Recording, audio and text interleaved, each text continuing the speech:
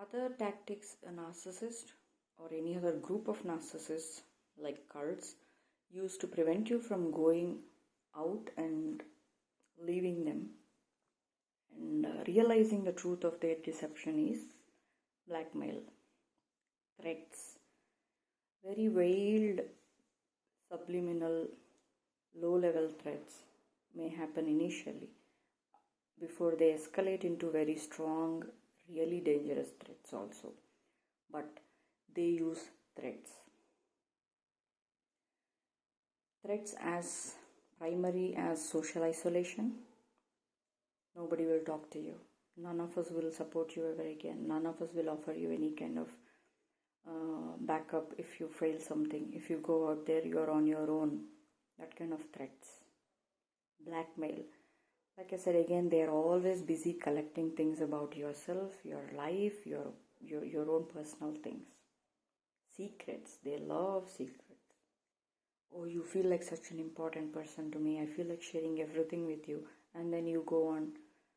They mirror that kind of behavior. They fake that kind of, friendship or intimacy with people. And then the other person opens up and tells everything. Even the things that they have never told their own closest friends and spouses. And they use this kind of private information to blackmail you.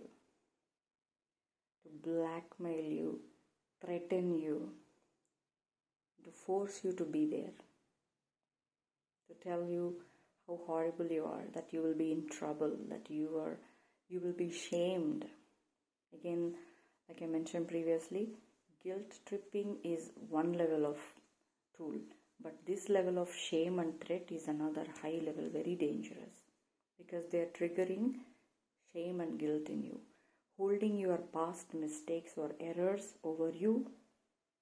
They want it because they can use it to trigger guilt in you, because something you have done somewhere in the past, and then they want to hold it over your head, making it difficult, emotionally heavy, and for you to even take a chance and leave. Guilt, shame, blackmail, to trigger shame in you. Oh, you are such XYZ, you have done this kind of things. You are basically this kind of person, labeling you, to shame you. And then once you are shamed, of course, you will not have the courage to leave, because they will damage your reputation, damage your life, damage a lot of things. It's a lot of emotional burden on you. So they use this kind of threats and blackmail to keep you in. Because ultimately, what they love about their influence on people is that they can create fear in the other person. Our fear to see the truth eye to eye and accept it for what it is will give them the power over us.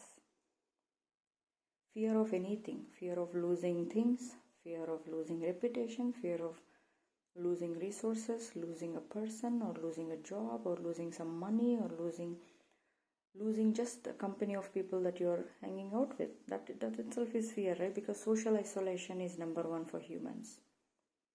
We were forced to become so accustomed by constantly saying we are social beings.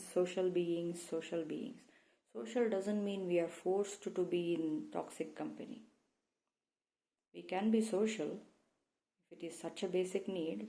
Yes, it's good to be social, but you also have to be cautious of what kind of social company are we keeping. But nobody is using their brains that way. So they keep using these words like we are social. So just to be social, everybody is busy compromising who they are. Everybody is afraid. The whole idea of socialization comes from a place of fear and insecurity. How sad is that? It's not coming from a place of I love the company of these people.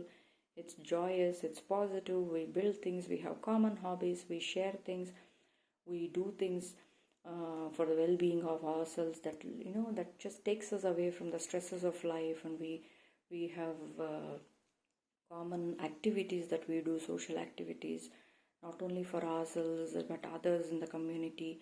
It's never like that. it's extremely rare such constructive groups are there.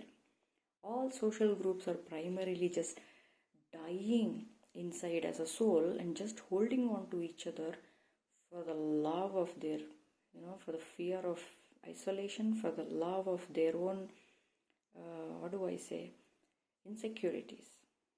They are dying inside as people, as soul, but they are desperately holding on to so-called relationships and friendships and marriages and social equations just for the sake of it, just for the heck of it, just so nobody will judge them and say, oh, they don't even have any friends, they don't have anybody to go to, they don't have anybody to talk to, they are just very shy, they are introvert. It's nothing to be ashamed of if that is how you want to live your life. To be isolated, to be away from toxic people is good. It's great. But using all those shaming techniques, people are forced to go to any kind of groups and associate themselves with any kind of groups just to call themselves social and cool. It's worthless. What's the point of being in a group that's primarily driven from the place of fear? Because these narcissistic people, these vampires, they are seeking those kind of people who are driven by fear, who can be easily feared, who are afraid of themselves, their own weaknesses, their own personalities, their own lives, their own likes and dislikes and choices. And so they are driven to just hang on to any other group who is also as insecure, as fearful, as damaging, as toxic as they are. And imagine this happens in leaps and bounds. It's damaging. It's just plain damaging. So do not come from our fear of isolation, fear of shame and guilt, fear of being independent, fear of being separate, fear of being different from others. Our own fear fuels them. That is the fodder that helps them keep gathering the groups of people to abuse. One after the other, one after the other, one after the other. How are people falling into these traps? Because people are told that it's good to be social than to be isolated. Nobody is talking about healthy socialization, or how it is not good to be in a group where you cannot be yourself, but you're primarily there out of guilt, shame, obligation, or fear of being alone or different. It's a sorry state of affairs, and that fuels these people. So any kind of fear is good enough to keep a person inside their close circle, and as long as you are in the cult, in their close circle, your mind and body is in their control. You're a slave. You have to realize that.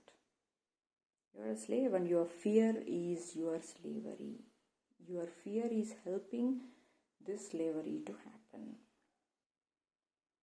You have to recognize it. Get over those fears. Where are they coming from? Why? Who put those fears in your mind? What are those fears about? Address them. Why are you so afraid of? What are you so afraid of? What do you want to have, and what you cannot have that is so scary, that is driving you to go live and continue being in a group of toxic nastiness like that? Day in and day out? How are you living yourself like that? How can you? How your soul is dying, it's crying. Your body, your mind. You have to see that this is slavery. There is no other way to look at this. To get out of this trap, this slavery, you have to get to the roots of your fears. Think about it. Think about it long and hard. What are your fears? What's keeping you in places that are toxic and damaging for your own well-being? Psychological, emotional well-being. Just wearing good clothes, having an IT job, having all this money and own houses and this and that may be just one aspect of your life. What about your emotional capital? What about your psychological capital? Who is controlling your mind and emotions and body? Who is using it for their advantage? And for what? And at what cost? Fear. Think about it. And address it. If you have any more questions about the kind of fears or what kind of videos you want me to make, please comment and I will focus on those topics also. For now, think about fear. What are your fears? What's driving those fears? Do not trap yourself. Remember this.